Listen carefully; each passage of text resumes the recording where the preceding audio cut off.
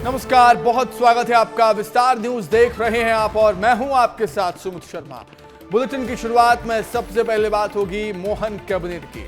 राजधानी भोपाल में आज मोहन कैबिनेट की बैठक हुई और इस बैठक में कई अहम फैसले भी लिए गए। इन फैसलों की जानकारी कैबिनेट मंत्री कैलाश विजयवर्गीय ने दी है।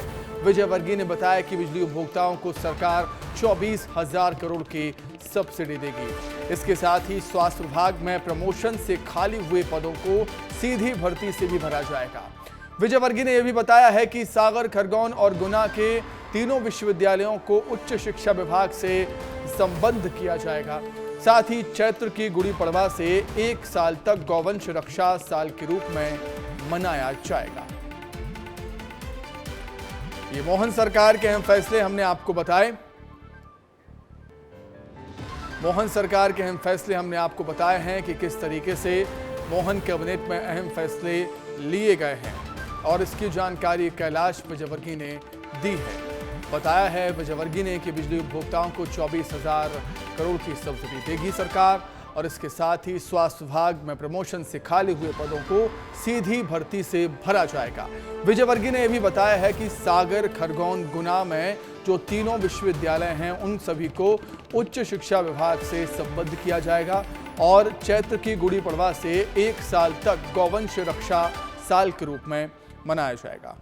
और क्या कुछ कह रहे थे कैलाश विजयवर्गीय, क्या कुछ जानकारी दे रहे थे, सुनिए। को 6,000 करोड़ की सब्सिडी मिलती है और किसानों को, जो सामान्य किसान, सामान्य वर्ग के किसान हैं, माननीय मुख्यमंत्री जी ने निर्देश दिए थे कि हमारे यहाँ जो स्वास्थ्य सेवाएं हैं उसकी क्वालिटी बढ़े और इसके लिए आवश्यकता थी कि कुछ नए पद का सृजन हो और विभागों के डॉक्टर्स की भी कमी थी और कुछ पद ऐसे थे जो प्रमोशन से भरे जाने थे। तो अब प्रमोशन के पद यदि खाली हैं और प्रमोशन वाले योग्य व्यक्ति नहीं है तो उसको सीधी भर्ती से भरने के आज कैबिनेट ने निर्देश दिए हैं। इस प्रदेश में 3 विश्वविद्यालय, एक सागर में रानी अवंतिकाबाई लोधी विश्वविद्यालय, खरगोन में क्रांति सूर्य टंट्याबिल विश्वविद्यालय एवं गुना में तात्या टोपे विश्वविद्यालय, इन तीनों ही विश्वविद्यालय को उच्च शिक्षा विभाग से संबद्ध करते हुए उनकी जितनी भी आवश्यकता है उसकी पूर्ति करने के कैबिनेट ने निर्देश दिए हैं। अब आगे बढ़ते हैं। मध्य प्रदेश के पूर्व मुख्यमंत्री और प्रदेश के मामा शिवराज सिंह चौहान को मोदी कैबिनेट में कृषि मंत्रालय की एक अहम और बड़ी जिम्मेदारी मिली है। इसके संकेत पहले ही मिल चुके थे जब प्रधानमंत्री नरेंद्र मोदी ने शिवराज सिंह चौहान को पत्र लिखा था। प्रदेश के किसानों की समस्याओं को सुलझाने वाले शिवराज के सामने अब पूरे देश के किसानों की परेशानियों को हल करने की जिम्मेदारी और चुनौती होगी। देखिए रिपोर्ट। देश में एक बार फिर नई सरकार का गठन हो गया है। नरेंद्र मोदी ने 9 जून को लगातार तीसरी बार प्रधानमंत्री के रूप में शपथ ली। वहीं उनके साथ 72 मंत्रियों ने शपथ ग्रहण की। इनमें से 30 को कैबिनेट मंत्री, 36 को राज्य मंत्री और 5 सांसदों को स्वतंत्र प्रभार के मंत्री के तौर पर शपथ दिलाई गई। मोदी कैबिनेट की पहली बैठक के बाद मंत्रियों के विभागों के ऐलान भी कर दिए गए, जिसमें एमपी के मंत्रियों को बड़े विभागों की जिम्मेदारी दी गई है। शिवराज सिंह चौहान, ज्योतिरादित्य सिंधिया और डॉक्टर वीरेंद्र कुमार खटीक ने कैबिनेट मंत्री के रूप में शपथ ली है, जबकि दुर्गादास उइके और सावित्री ठाकुर ने राज्य मंत्री के रूप में शपथ ली। बात मध्य प्रदेश के पूर्व मुख्यमंत्री शिवराज सिंह चौहान की करें तो एमपी को बीमारू दर्जे से छुटकारा दिला चुके शिवराज सिंह चौहान अब संभालेंगे कृषि मंत्रालय। सीएम रहते हुए शिवराज सिंह चौहान ने अपने राज्य में खेती किसानी से जुड़े कई ऐसे बड़े और अहम काम किए जिनकी वजह से उन्हें ये अहम जिम्मा मिला है। शिवराज को कृषि मंत्री की जिम्मेदारी मिल सकती है, इसका इशारा प्रधानमंत्री पहले ही दे चुके थे। दरअसल पीएम मोदी ने चुनाव के दौरान लिखे एक पत्र में खेती किसानी में योगदान के लिए शिवराज सिंह चौहान की खुलकर तारीफ की थी। उन्होंने कहा था कि शिवराज सिंह चौहान के समय में मध्य प्रदेश बीमारू स्टेट से निकलकर सबसे आगे खड़े राज्यों में आ गया। उनकी दूरदर्शी नीतियों से किसानों के जीवन में बड़े अहम बदलाव आए। मोदी के पत्र के मजमून को तभी इससे जोड़कर देखा जा रहा था कि राज्य के पूर्व सीएम को कैबिनेट में इसी तरह की भूमिका मिल सकती है। शिवराज को कृषि मंत्रालय मिलने के पीछे भी कई वजह हैं। उन्होंने मध्य प्रदेश का सीएम रहते प्रदेश के किसानों के लिए बहुत कुछ किया, जिससे अनाज उत्पादन के क्षेत्र में प्रदेश का नाम देश में रोशन हुआ। मध्य प्रदेश को 7 बार मिला कृषि कर्मठ अवार्ड। गेहूं की पैदावार में यूपी के बाद दूसरे नंबर पर है मध्य प्रदेश। मध्य प्रदेश उपज सरकारी एजेंसियों को भी पहुंचने लगी। प्याज की पैदावार में महाराष्ट्र के बाद दूसरे स्थान पर मध्य प्रदेश। मक्का की पैदावार में कर्नाटक के बाद दूसरा राज्य बना मध्य प्रदेश। अपने आप को किसान का बेटा कहने वाले शिवराज सिंह चौहान ने कृषि के क्षेत्र में कई बड़े फैसले लिए, जिससे किसानों को काफी फायदा भी हुआ। किसानों को हर साल 6,000 रुपए दिए। कृषि ऋण पर किसानों का ब्याज माफ किया। साल 2010 से 2011 में 13 लाख किसानों को ट्यूबवेल और बिजली कनेक्शन मिले। गेहूं खरीदी पर एमएसपी के अतिरिक्त बोनस दिया गया। भारत देश कृषि प्रधान देश है। एग्रीकल्चर को फिलहाल काफी चुनौतियों वाला विभाग माना जा रहा है। ऐसे में कृषि मंत्रालय की जिम्मेदारी संभालने वाले शिवराज सिंह चौहान के सामने भी कई चुनौतियां होंगी। किसान लगातार आंदोलन कर रहे हैं। सरकार और किसानों के बीच संतुलन बनाना एक बड़ी चुनौती। एमपी का खेती मॉडल पूरे देश में लागू करना होगा। क्लाइमेट चेंज से देश का किसान परेशान है। शिवराज सिंह चौहान एक राज्य में तो अब तक किसानों से जुड़ी समस्याओं से पार पाते आए हैं। अब उन्हें देश के स्तर पर इन्हें ठीक करना होगा। देश भर के किसानों को शिवराज सिंह चौहान से मध्य प्रदेश की तरह ही कृषि के क्षेत्र में विस्तार, उत्पादक में नवाचार और संरक्षण की अपेक्षा होगी। ब्यूरो रिपोर्ट, विस्तार न्यूज। अब पूरे देश के किसानों की नजरें किसान बेटे शिवराज सिंह चौहान पर टिकी हुई हैं। आगे बढ़ेंगे। अब मध्य प्रदेश के ग्वालियर चंबल अंचल को सियासत का हॉट सेंटर माना जाता है। अब केंद्र में सिंधिया के कैबिनेट मंत्री बनने के बाद अब उन्हें ग्वालियर चंबल अंचल की सियासत का पावर सेंटर भी माना जा रहा है। देखिए रिपोर्ट। सिंधिया राजघराने के महाराजा और दूसरी बार कैबिनेट मंत्री बने ज्योतिरादित्य सिंधिया से ग्वालियर चंबल अंचल की जनता की उम्मीदें बढ़ गई हैं। सिंधिया के दूसरी बार मंत्री बनने के बाद अब इलाके में विकास कराने की मांग तेजी से उठने लगी है। अपने पिछले कार्यकाल में ज्योतिरादित्य सिंधिया ने देश में एयरपोर्ट बनाने का रिकॉर्ड कायम किया और महज 16 महीने में ग्वालियर का हवाई अड्डा बनकर प्रधानमंत्री की तारीफ भी बटोरी। टर्मिनल्स के लिए कितनी तेजी से काम हुआ है, इसका एक उदाहरण ग्वालियर का विजया राजे सिंधिया एयरपोर्ट भी है। ये एयरपोर्ट सिर्फ 16 महीने की अवधि में बनकर तैयार हो गया। एयरपोर्ट बनाने में तत्कालीन कृषि मंत्री नरेंद्र सिंह तोमर और सांसद विवेक शेजवलकर की भी भूमिका रही थी, लेकिन सिंधिया के नागरिक उड्डयन मंत्री बनने के बाद काम ने जो रफ्तार पकड़ी, उसने देश में नया रिकॉर्ड बना दिया। अब सिंधिया से ग्वालियर चंबल अंचल में विकास की उम्मीद तेजी से उठने लगी है। कांग्रेस विधायक सतीश सिकरवार और बीजेपी के पूर्व सांसद विवेक शेजवलकर भी सिंधिया से जल्दी विकास कराने की मांग कर रहे हैं। मुझे उम्मीद है कि हमारे सिंधिया जी के नेतृत्व में और प्रदेश के मुख्यमंत्री माननीय मोहन यादव जी के नेतृत्व में विकसित मध्य प्रदेश उस विकसित भारत का एक बड़ा हिस्सा होगा, ऐसी उम्मीद अपन कर सकते हैं।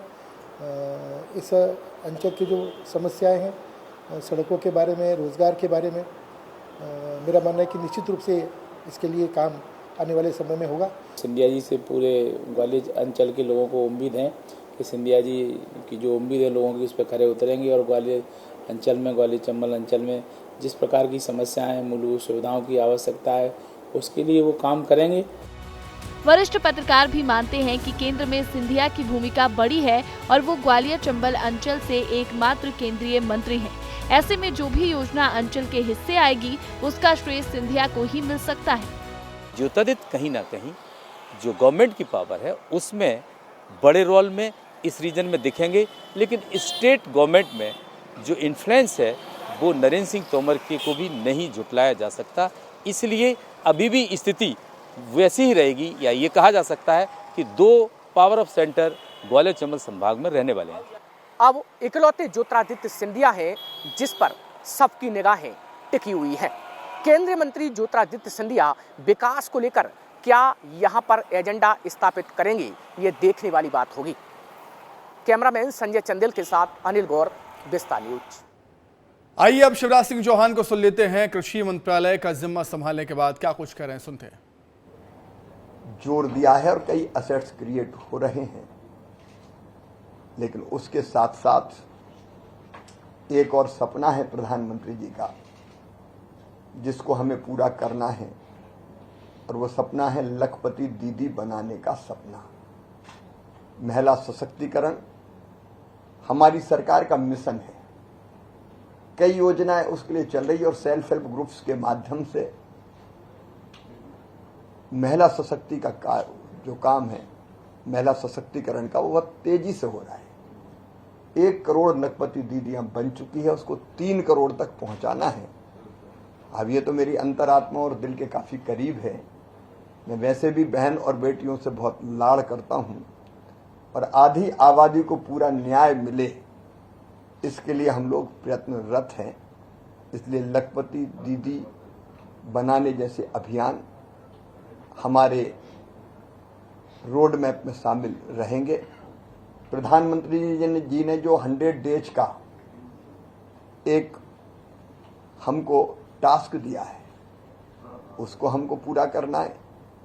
आज बैठक में अभी तत्काल ग्रामीण विकास की प्रारंभ कर रहा हूं, जिसमें हमने अपने संकल्प पत्र में जो बातें कही है वो मोदी जी की गारंटी है, मतलब गारंटी पूरा होने की गारंटी। तो वो मैं, हमारे सचिव यहाँ बैठे हैं शैलेश, उनको मैं बैठक में भेंट करूंगा, और वही हमारा रोड मैप है। जो गारंटी दी है उस गारंटी को हमको पूरा करना है, तो वही काम हम प्रारंभ करने जा रहे हैं। धन्यवाद। अब सीधे मीटिंग। सुन रहे थे। कृषि मंत्रालय का कार्यभार संभालने के बाद उन्होंने लखपति दीदी की यहाँ पर बात कही है। प्रधानमंत्री मोदी के विजन को लेकर जो बीजेपी सरकार जो काम कर रही है उनके बारे में उन्होंने बताया है, और फिर से उन्होंने ये बात कही है कृषि मंत्री शिवराज सिंह चौहान ने कि वो बहनों और बेटियों से काफ़ी स्नेह करते हैं। और आगे बढ़ते हैं। अब मोदी मंत्रिमंडल में मध्य प्रदेश के 5 सांसदों को शामिल किया गया है। एमपी से 5 मंत्री बनने पर विधानसभा अध्यक्ष नरेंद्र सिंह तोमर ने खुशी जाहिर की। ग्वालियर आए नरेंद्र सिंह तोमर ने कहा कि मध्य प्रदेश को 5 महत्वपूर्ण मंत्रालय मिले हैं। शिवराज सिंह चौहान, सिंधिया, वीरेंद्र खटीक, दुर्गा दास उइके, सावित्री ठाकुर के 5 मंत्रालय को मिलाकर 5 लाख करोड़ का बजट है। ये मध्य प्रदेश के लिए अच्छी बात है। केंद्र सरकार में मंत्रीगणों को मंत्रालय का वितरण हुआ है। ग्रामीण विकास, दूरसंचार, सामाजिक न्याय जैसे महत्वपूर्ण मंत्रालय मिले हैं। उन सब मंत्रियों को बधाई देता हूँ, बाकी देश भर के मंत्रियों को बधाई देता हूँ। तो देश में नई सरकार का गठन हो चुका है और इसे लेकर विस्तार न्यूज ने बातचीत की है आम लोगों से। हमारे सहयोगी सूरज लोगों के बीच पहुंचे थे उनकी राय जानने के लिए। क्या कुछ कर रहे हैं आम लोग, सुनाते हैं आपको। नई सरकार का गठन हो गया है और प्रधानमंत्री नरेंद्र मोदी ने एक बार फिर से पीएम पद की शपथ ले ली है। ऐसे हमारे साथ सरकारी कर्मचारी हैं। सबसे बड़ा सवाल ये है कि आखिरकार नई सरकार जो बनी है उससे शासकीय कर्मचारी हैं, उनको क्या उम्मीदें हैं। क्या नाम है सर आपका? सर क्या नाम? मैं आर के नामदेव हूँ। चूँकि नई सरकार बनी है, उम्मीद ये है कि जो हम लोग का HRA है, CCA है, DA है, इसमें कई प्रकार की बहुत विसंगतियाँ हैं। 80,000 कर्मचारी रिटायर हो गया, उनको कोई फ़ायदा नहीं हुआ, किसी प्रकार की पदोन्नति नहीं हुई, कुछ नहीं हुई। उससे उनको बहुत घाटा हुआ है, हज़ारों रुपये का घाटा हुआ है। उम्मीद ये है कि आज नई गवर्नमेंट का गठन हुआ है तो उसमें हम लोग ये चाहते हैं कि हम लोगों के लिए जो मूलभूत सुविधाएँ हैं, जो नियम में है और संविधान में, उनका हम लोग को फ़ायदा मिले। तो कर्मचारियों को आपने सुना। व्यापारी क्या कुछ उम्मीद लगाए बैठे हैं नई सरकार से, वो भी सुनिए। देखिए, माननीय नरेंद्र मोदी जी के नेतृत्व में NDA के गठबंधन के साथ तीसरी बार नरेंद्र मोदी जी की सरकार बनी है भारत देश में, और जो पिछले 2 बार का कार्यकाल उनका रहा है वो बहुत ही स्वर्णिम कार्यकाल रहा है। इस बार भी सभी जनता की ये उम्मीद है कि माननीय प्रधानमंत्री जो कार्य उनके द्वारा छूटे गए हैं वो 100 दिन की कार्य योजना बनाकर चलते हैं। जो भी कार्य हैं, जो एजेंडे पार्टी के रहे हैं उनकी, और जो छूट गए हैं उनको वो पूरा करेंगे। हमारा देश भारत देश एक युवा देश है। युवाओं की राय भी जानना बेहद जरूरी है। नई सरकार को लेकर क्या कुछ कह रहे हैं युवा, वो भी आपको सुनाते हैं। जी यूथ, अगर आपसे मैं पूछूं, प्रधानमंत्री नरेंद्र मोदी ने तीसरी बार शपथ ले ली है जी, तो उम्मीदें क्या है सरकार? तो बीजेपी अभी डेवलपमेंट के क्षेत्र में, जैसे कि जो कच्ची सड़क हैं वो पूरे विकास हो, जैसे कोलार रोड पे 6 लाइन रोड उन्होंने किया है। जैसे गांव-गांव में हॉस्पिटल्स नहीं है, तो मैं चाहता हूं कि हर एक गांव में 5 जो गांव होते हैं ना, उस हॉस्पिटल हो और शिक्षा का अच्छा विकास हो। जैसे कि अभी जो शिक्षा हो रही है तो ज़्यादातर गांव के लोग मूव कर रहे हैं शहर की तरफ, तो क्यों ना हम गांव में भी इस टाइप का करवाएं कि गांव के लोग गांव में ही रह के उन्हें रोजगार मिले और वहीं पे उन्हें शिक्षा का भी सारे प्रोत्साहन मिले और शिक्षा वहीं से अवेलेबल हो जाए। वहीं देश प्रदेश के छात्र क्या कुछ उम्मीद लगाए बैठे हैं, क्या कुछ आस लगाए बैठे हैं नई सरकार से। जाहिर सी बात है रोजगार को लेकर बातचीत वो कर रहे होंगे। सुनते हैं छात्रों को।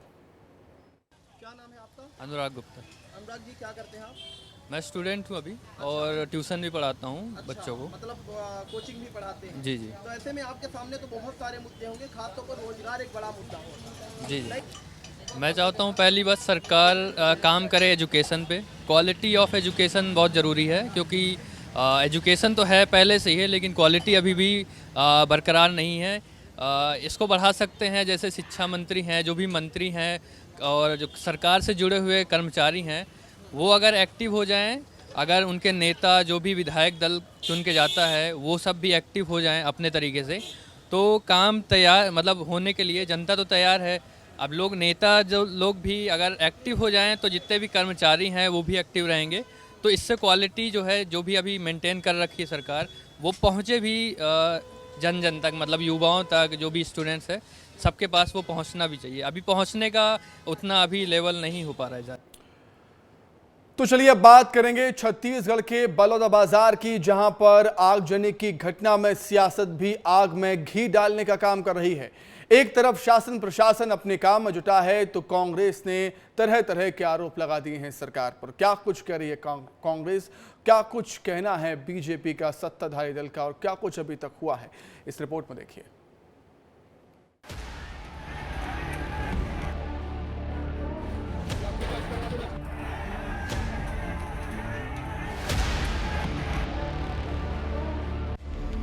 बलौदाबाजार के जैत खंभ में तोड़फोड़ का मामला पहले आगजनी और तोड़फोड़ में तब्दील हुआ, तो अब इस पर सियासत इस आग में घी डालने का काम कर रही है। पूर्व मंत्री शिव डहरिया ने आरोप लगाते हुए कहा कि बीजेपी ने समाज की कोई बात नहीं सुनी।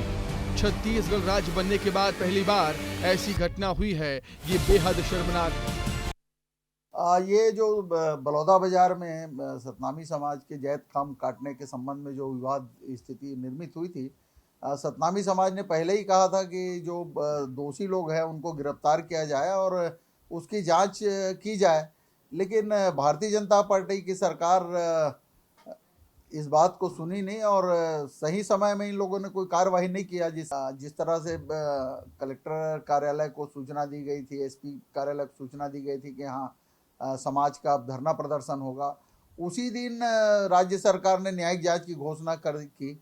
अगर वो पहले कर दिए रहते तो इस तरह घटना होती नहीं। इधर सरकार प्रशासन के जिम्मेदार लगातार पूरे मामले पर नजर बनाए हुए हैं। डिप्टी सीएम अरुण साव का कहना है कि सतनामी समाज को बदनाम करने वालों के खिलाफ सख्त कार्रवाई की जाएगी।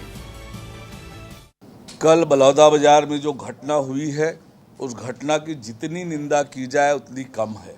ये जिस तरह से ये घटना घटित हुई है, बहुत चिंता का विषय है। सबसे पहले तो मैं सभी से शांति और सद्भावना बनाए रखने की अपील करता हूं। जहां तक घटना की बात है, सरकार ने इस घटना को बेहद गंभीरता से लिया है। माननीय मुख्यमंत्री जी ने कल उच्च स्तरीय बैठक करके घटना की विस्तृत समीक्षा की है। सियासत से इतर इस पूरे मामले ने कैसे तूल पकड़ा, इसे ग्राफिक्स के जरिए आपको बताते हैं। 15 मई धार्मिक चिन्ह जैत खंभ को क्षतिग्रस्त किया गया। 17 मई पुलिस ने मामला दर्ज किया। 19 मई गिरफ्तारी की मांग पर चक्का जाम हुआ। आरोपियों ने पुलिस को बयान दिए। नल जल योजना काम में ठेकेदार नहीं दे रहा था पैसा, इसलिए शराब के नशे में तोड़फोड़ की। 8 जून कलेक्टर की समाज के लोगों के साथ बैठक हुई, आंदोलन से बचने की अपील की गई। 9 जून डिप्टी सीएम विजय शर्मा ने न्यायिक जांच के निर्देश दिए। समाज ने एक दिन के प्रदर्शन की अनुमति मांगी।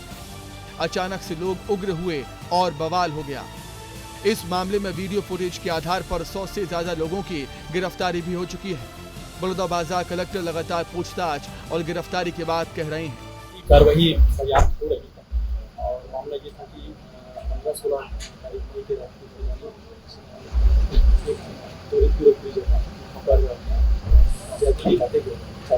पास तो वहाँ से फिर ये बात हुई, लेकिन एफआईआर हो गया फिलहाल उसमें और 48 घंटे के पुलिस के 3 एक्यूज्ड को गिरफ्तार कर आगे ये कार्रवाई हो गई। उसके बाद आगे की जांच चलती रही और एंगल को देखकर रहा पुलिस। उसी बीच में इनका एक ज्ञापन आया कि शासन से सीबीआई जांच या न्यायिक जांच की मांग है।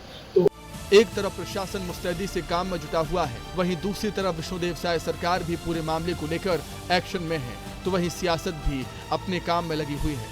ब्यूरो रिपोर्ट, विस्तार न्यूज।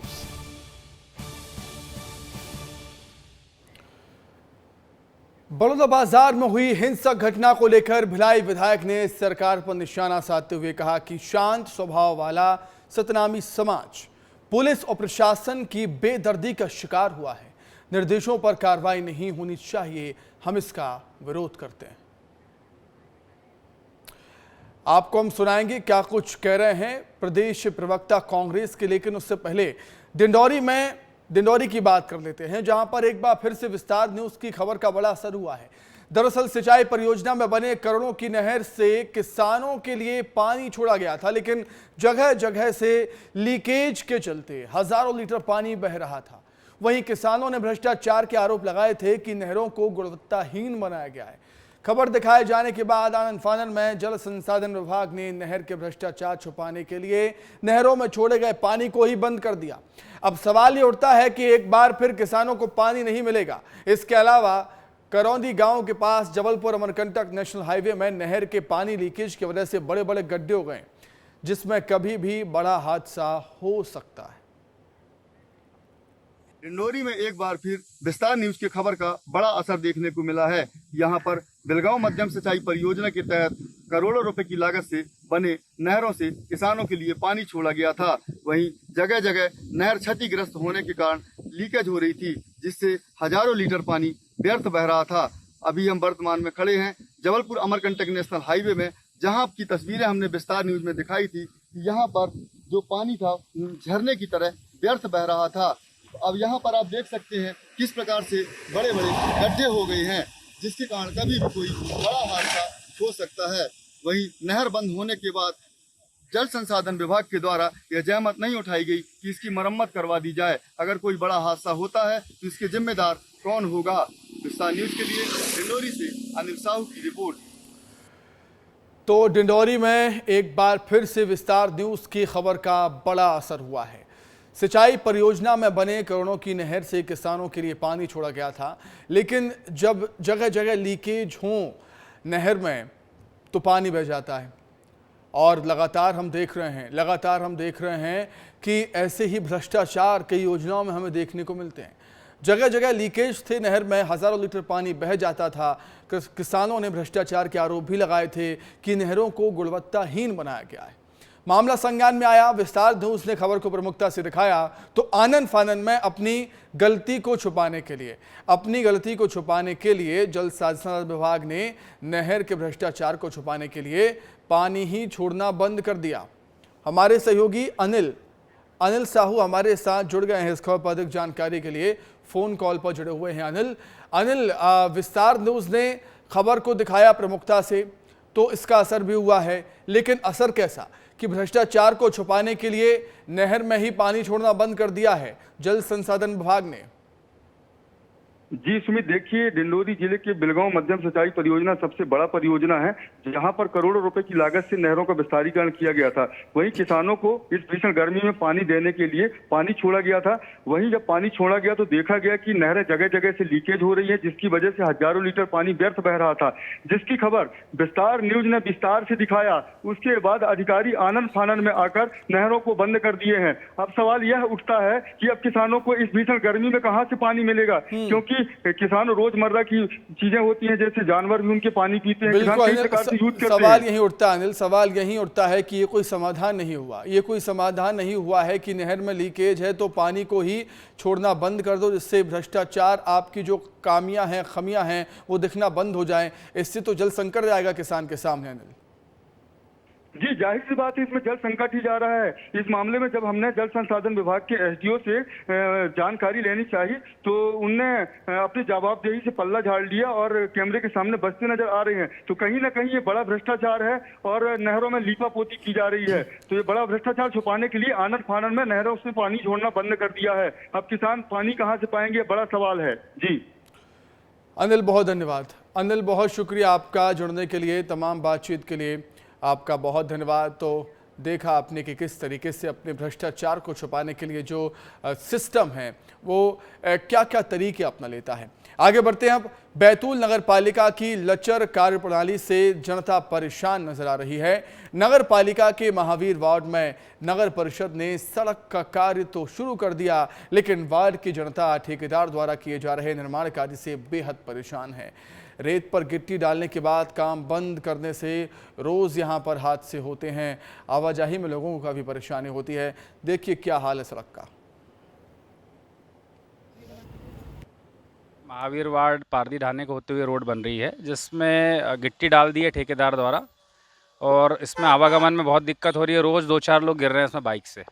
यहाँ तक कि यह है कि मुझे कार से निकालने में भी दिक्कत हो रही है और बाइक से जो आ रहे हैं कई लोग गिर रहे हैं यहाँ पर। और ठेकेदार द्वारा बारिश चालू हो गई है तो व्यवस्थित काम नहीं हो रहा है और पिछले 7 दिन से यहाँ पे आवागमन अवरोधित हो रहा है।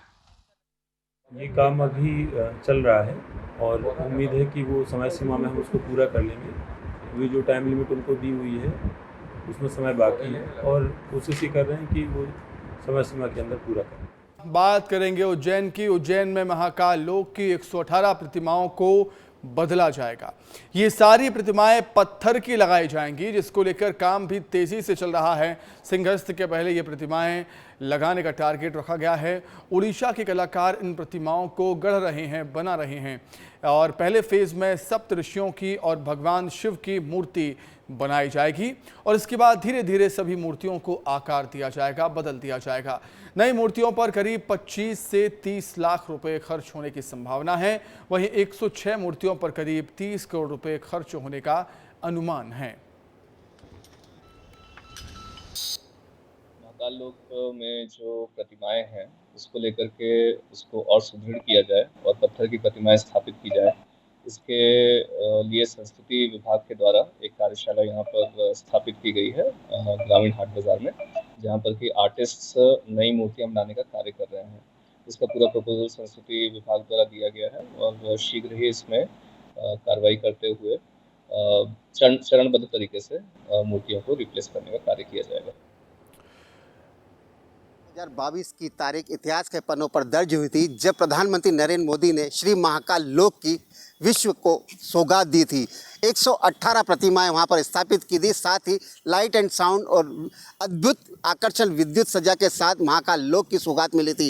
एक बार फिर जो सप्तऋषि की मूर्तियां हैं, जो अलग अलग प्रतिमाएं हैं, उसको बदलने का काम मध्य प्रदेश सरकार और केंद्र सरकार ने निर्णय लिया है, क्योंकि महाकाल लोक की जो खूबसूरती है वो ऐसी अद्भुत प्रतिमा है जो अब पत्थर के शिलान्यास से बनने जा रही है। जो 2028 सिंहस्थ के पहले महाकाल लोक में सभी जो प्रतिमा है उसको बदल कर पत्थर की प्रतिमाएं लगाई जाएगी और कहीं ना कहीं जिस प्रकार जो विश्व भर से पर्यटक आते हैं, जो श्रद्धालु आते हैं, इस महाकाल लोक को अपनी आंखों से में कैच कर सके। और क्योंकि जिस प्रकार अभी कुछ समय पहले सप्तऋषियों की जो मूर्तियां खंडित हुई थी आंधी तूफान के कारण, इसी कारण मध्य प्रदेश सरकार और केंद्र सरकार ने निर्णय लिया है कि जितनी भी वहां प्रतिमाएं स्थापित की गई हैं उनको अलग अलग शहरों में अलग अलग चौराहे पर जाकर लगाई जाएंगी। और अब ये जो प्रतिमाएं बनाई जा रही हैं वो पत्थर से बनाई जा रही है। उड़ीसा के जो कलाकार हैं वो भी यहाँ पर बनाने के लिए आए हैं और ये जो ड्राइंग बनाकर दी जाती है उसी अनुसार पत्थर से आकृति दी जाती है। इस समय यहाँ के कलाकार भी हैं जो उड़ीसा से हैं।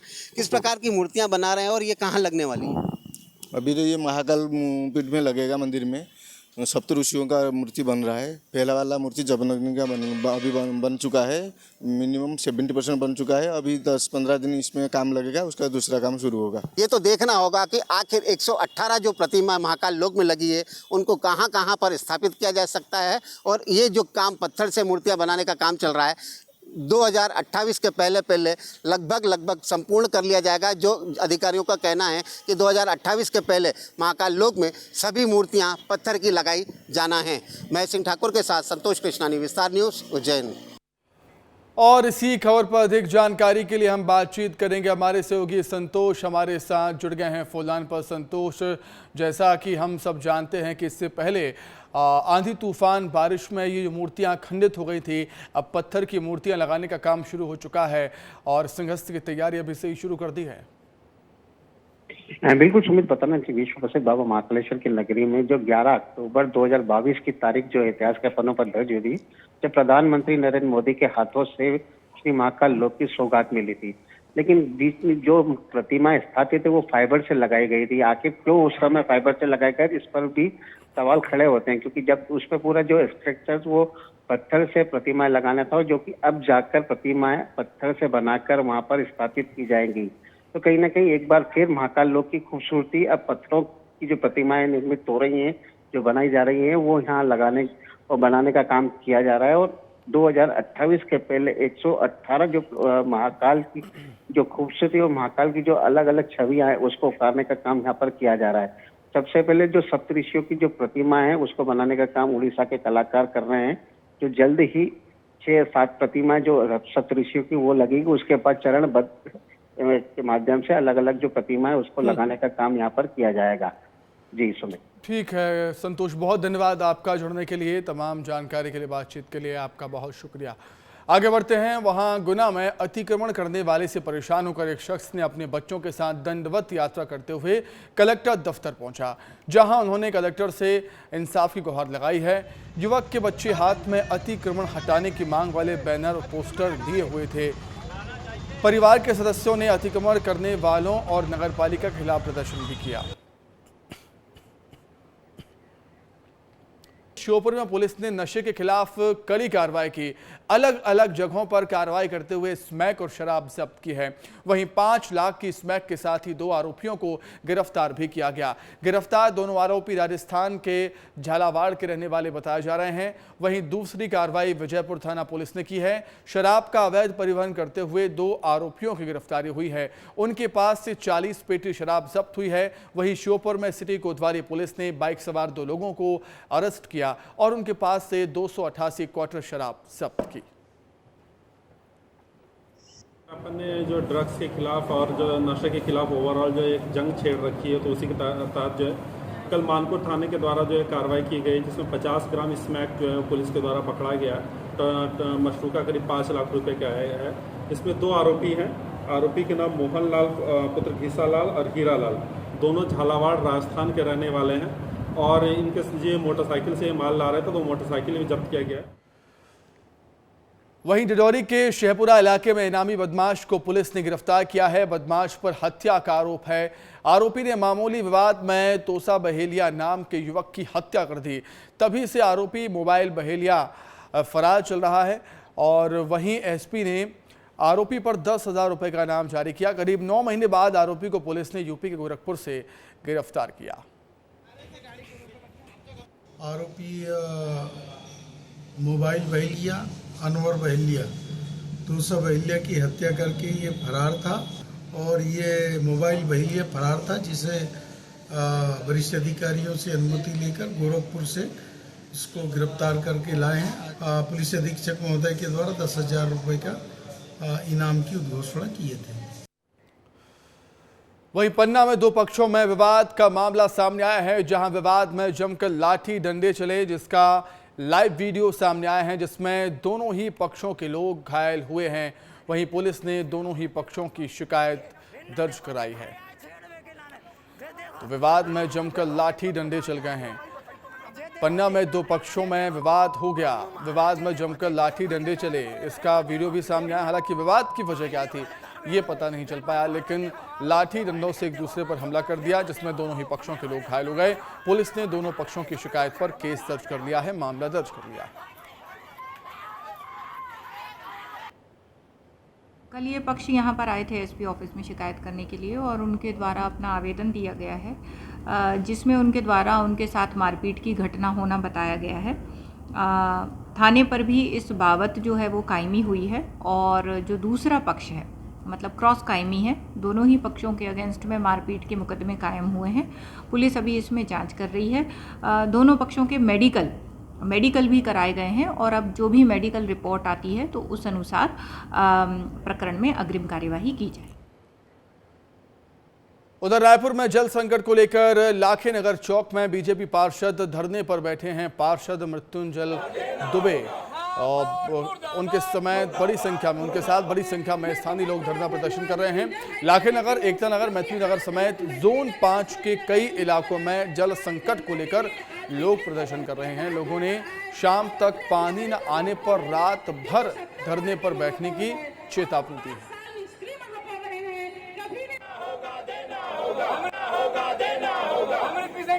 पानी देना होगा। महापौर मुर्दाबाद।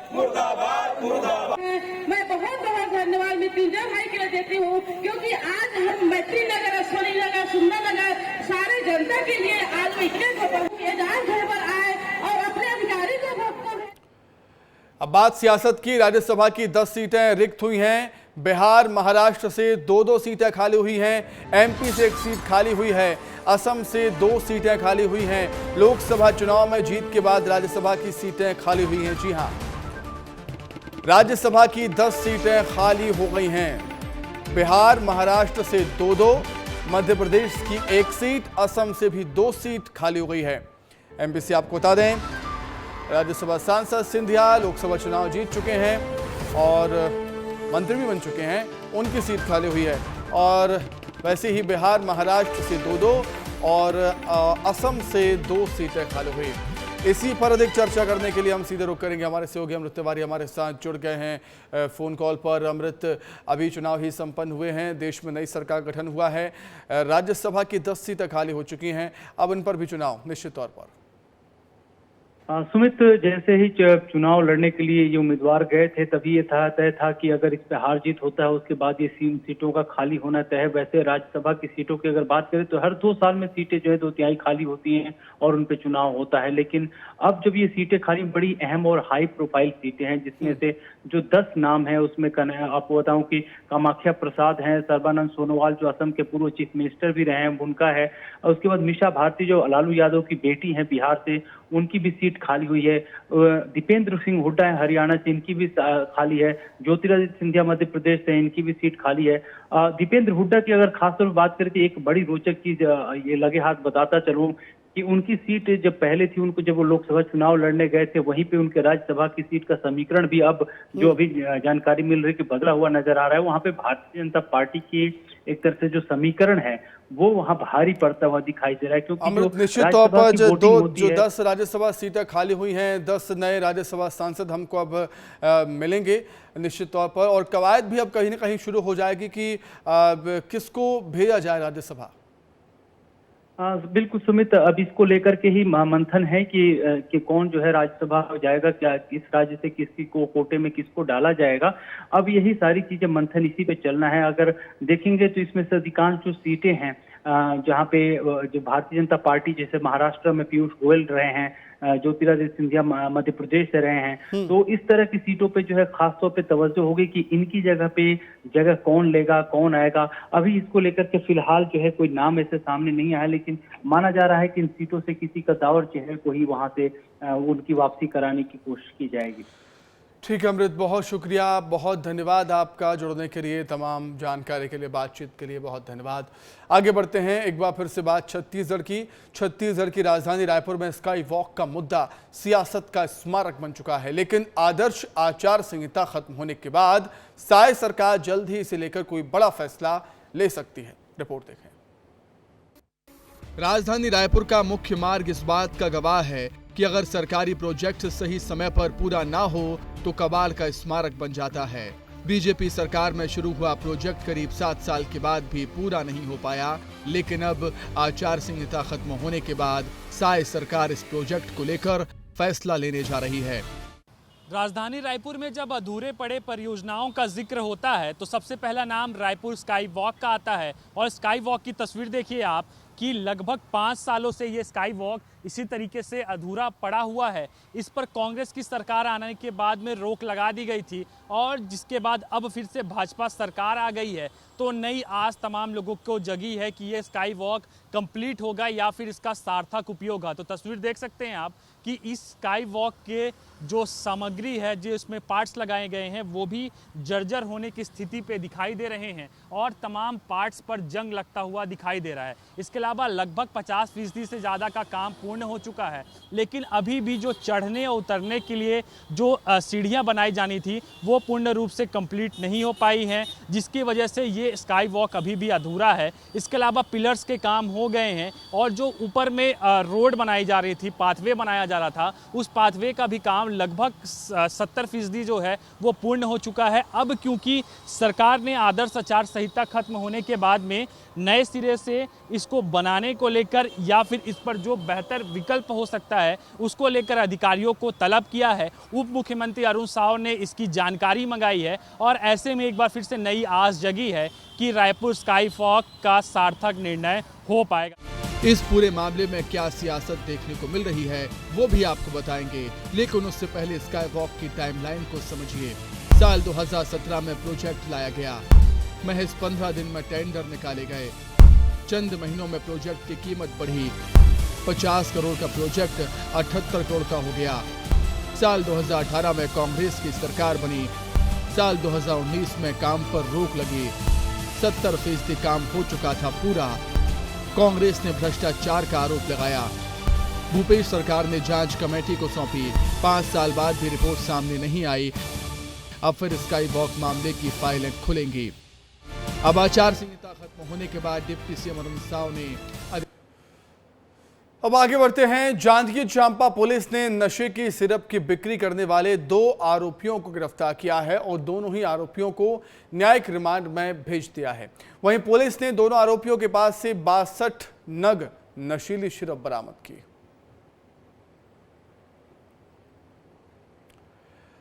वहीं मैहर इन दिनों अतिक्रमण को लेकर सुर्खियां बटोर रहा है। नगर के वार्ड क्रमांक 3 के रहवासियों ने जिला कलेक्टर मैहर को लिखित शिकायत सौंपी और आरोप लगाया कि भूमाफियाओं के इशारे पर नगरीय प्रशासन ने उनका घर गिरा दिया, जिसके चलते बहुजन समाज पार्टी के जिलाध्यक्ष ने आगे आंदोलन की चेतावनी दी। इन नगर पालिका के जवाबदार अधिकारियों से, शासन या प्रशासन से जानना चाहूँगा कि जब वो आप पहली किस्तें दिए और उनकी जांच और प्रक्रियाएं हुई, फाउंडेशन हुआ, छत लेवल हुआ, तो क्या ये सो रहे थे? क्यों ऐसा उन्होंने ऐसे गरीब आदमी के साथ अन्याय अत्याचार किया? ऐसे दोषी व्यक्तियों के साथ कड़ी से कड़ी कार्रवाई होनी चाहिए। ये मैहर सीएमओ कुछ भूमाफियों से साठगांठ करके जो इनका घर ध्वस्त कराया गया है वो ठीक नहीं है। इस आशय की ज्ञापन कलेक्टर महोदय मैहर को देने आए थे। के विनती कर रहे हैं, हम इतने साल से हैं, 80 साल हो रहे हैं, इतने पीढ़ी से यहाँ चल रही हमारी ज़मीन, यहीं के हम वासी हैं और कहीं के नहीं हैं। हमारे घर गिरा दिए गए हैं, हमारी आवेदन है कि हमारी ज़मीन मिला जाए। वहीं भोपाल में स्मार्ट मीटर के खिलाफ कांग्रेस ने मोर्चा खोल दिया। वहीं इस बीच युवक कांग्रेस के प्रदेश अध्यक्ष मितेंद्र सिंह ने स्मार्ट मीटर को जनता के खिलाफ अन्याय बताया है और कहा है कि सरकार को स्मार्ट मीटर नहीं, अपनी सोच बदलने की जरूरत है। बिजली को लेके स्मार्ट मीटर लगाए जा रहे हैं और भोपाल के अंदर ये कार्य 5 तारीख या 6 तारीख से शुरू होने वाला है। दुनिया में राम राज में उजाला आया था, ये उजाला ला रहे हैं कि अंधेरा लेकर आ। स्मार्ट मीटर के अंदर आपका जैसे ही वो रिचार्ज खत्म, तुरंत 1 सेकंड के अंदर आपके घर की लाइट कट जाएगी। अब सवाल ये है, उस गरीब आदमी से पूछिए जिसकी घर की लाइट कट जाएगी। वहीं पीएम मोदी ने राज्य सरकारों के लिए खजाना खोल दिया है। केंद्र सरकार की तरफ से यूपी को 25,069 करोड़ रुपए दिए गए, तो वहीं बिहार को 14,000 करोड़ रुपए मिले हैं। मध्य प्रदेश को 10,000 करोड़ रुपए दिए गए हैं। छत्तीसगढ़ को मिले हैं 4,771 करोड़ रुपए। वित्त मंत्रालय ने राज्यों को टैक्स डिवोल्यूशन की राशि ट्रांसफर की है। ये देश के सभी राज्यों को कुल मिलाकर 1,39,000 करोड़ रुपए दिए गए हैं। तो पीएम मोदी ने राज्य सरकारों के लिए खजाना खोल दिया है। केंद्र सरकार की तरफ से यूपी को सबसे ज्यादा, देश का सबसे बड़ा राज्य यूपी को मिले हैं 25,069 करोड़ रुपए। उसके बाद बिहार को 14,000 करोड़ रुपए मिले हैं। उसके बाद एमपी को 10,000 करोड़ रुपए दिए गए। छत्तीसगढ़ को बता दूं कि छत्तीसगढ़ को 4,771 करोड़ रुपए भेजे गए हैं। वित्त मंत्रालय ने राज्यों को टैक्स डिवोल्यूशन की ये राशि ट्रांसफर की। देश के सभी राज्यों को कुल मिलाकर 1,39,000 करोड़ रुपए दिए गए हैं केंद्र की तरफ से। तो कुल मिलाकर मध्य प्रदेश के लिए आपको बता दें कि 10,000 करोड़ रुपए मिले हैं। छत्तीसगढ़ के लिए 4,771 करोड़ रुपए मिले हैं। तो पीएम मोदी ने राज्य सरकारों के लिए खजाना खोल दिया है। बड़ी खबर मिल रही है, बलौदाबाजार घटना को लेकर बैठक शुरू हुई है। सीएम हाउस में बैठक चल रही है। उप मुख्यमंत्री, डिप्टी सीएम अरुण साह और विजय शर्मा मौजूद हैं इस बैठक में। टंकराम वर्मा भी पहुंचे हुए हैं बैठक में शामिल होने के लिए। बलौदाबाजार प्रभारी मंत्री श्याम बिहारी जायसवाल भी बैठक में मौजूद, अधिकारी भी बैठक में मौजूद हैं। जी हां, तो बलौदाबाजार घटना को लेकर अब सरकार भी एक्शन मोड में है। बैठक शुरू हो चुकी है संवेदनशील मसले को लेकर।